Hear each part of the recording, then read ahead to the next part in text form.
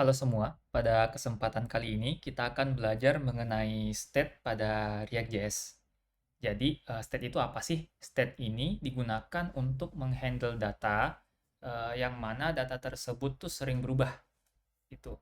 Misal kalau teman-teman lihat contohnya di bawah, ada angka yang menunjukkan tombol ini diklik berapa kali.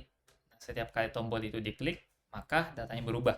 Nah, untuk menghandle data yang sering berubah seperti ini, kita akan menggunakan state. Nah, kemudian state ini hanya bisa diakses di dalam komponen di mana state tersebut dibuat, sehingga tidak bisa diakses oleh komponen lain gitu. Normalnya seperti itu. Jadi misal teman-teman buat di komponen, anggap aja komponen card, mau diakses di komponen artikel, tidak bisa, kecuali memang dilempar menggunakan props, seperti itu. Nah, kemudian ketika sebuah state ini diubah, maka komponen akan dirender ulang untuk menampilkan state yang baru. Jadi setiap kali tombol klik here ini diklik, maka satu komponen ini akan dirender ulang agar tampilannya menampilkan state yang baru. Nah, untuk ngehandle state di React kita pakai apa sih? Kita akan menggunakan yang namanya useStateHook. Nah, useState ini merupakan sebuah function yang diimpor dari React, yang mana parameter pertamanya itu adalah value yang ingin kita simpan pada state tersebut. Nah, contoh penggunanya seperti berikut ya. useState dalam dalam kurung bulat, kemudian apa yang mau diisi, mau string, misal contoh value, mau boolean juga bisa, true false, atau mau integer, 1, 2, 3, dan semacamnya. Kemudian, hasil return dari function berikut adalah array. Gitu. Nah, indeks pertama dari array tersebut adalah value yang kita isi tadi. Jadi contoh value ini akan masuk ke dalam indeks pertama. Dan indeks kedua adalah function untuk mengubah value tersebut. Untuk cara pakainya bisa dilihat di contoh berikut. Kita buat konstanta baru dan langsung kita destruct ya, destructor. Jadi karena dia jenisnya array, makanya kita mulai dengan kurung kotak. Indeks pertama ini adalah isi dari value-nya, jadi contoh value ini masuk ke ini value.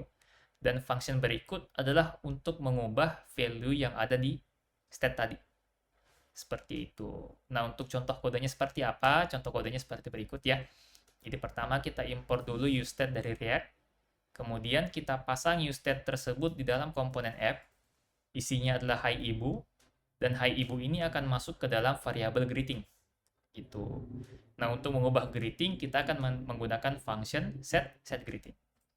Nah, setGreeting ini kita tampilkan di H1, dan ada button isinya ubah ucapan.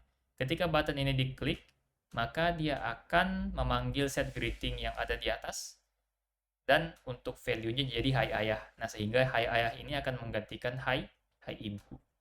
Mari kita coba. Di sini sudah ada project React kosongan yang dibuat menggunakan Vite di dalam file app.jsx. Isinya saya kosongkan dan kita coba buat ulang ya. Nah, mulai dari buat function app-nya, kemudian kita coba buat H1 yang isinya hi ibu. Ini kita save dulu dan kita coba jalankan menggunakan npm run dev.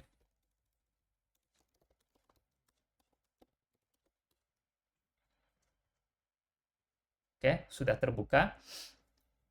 Nah, isinya hai ibu. Kemudian mari kita coba integrasikan state pada React ke dalam komponen kita. Nah, yang pertama yang perlu kita lakukan adalah mengimport useState dari React. Jadi hi ibunya tadi kita hapus, kemudian kita tambahkan useState dari React. Lalu kita buat konstanta baru yang mengambil yang menggunakan useState yang udah kita import tadi. Nah, isinya kita isi dengan hi ibu, dan hasil return dari useState ini kita akan destruct ya.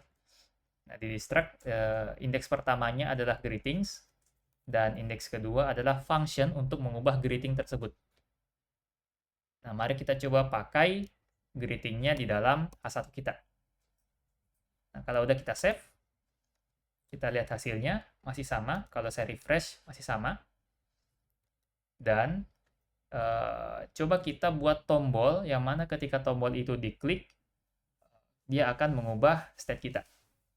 Jadi kita coba buat tombol, isinya ubah ucapan. Kalau ini saya save, ada tombol ubah ucapan, tapi kalau diklik belum terjadi apa-apa.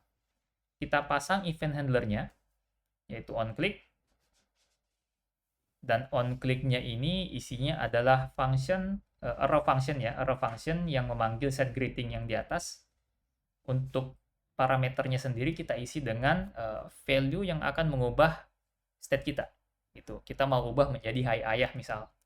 Kalau ini saya save, kalau ubah ucapan saya klik, maka tulisannya akan menjadi hai ayah.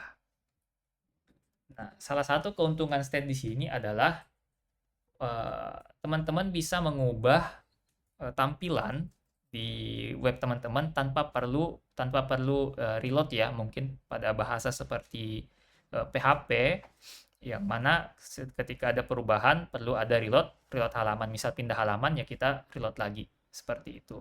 Nah, sedangkan untuk React ketika menggunakan state kita tidak perlu mereload halaman ketika terjadi sebuah perubahan.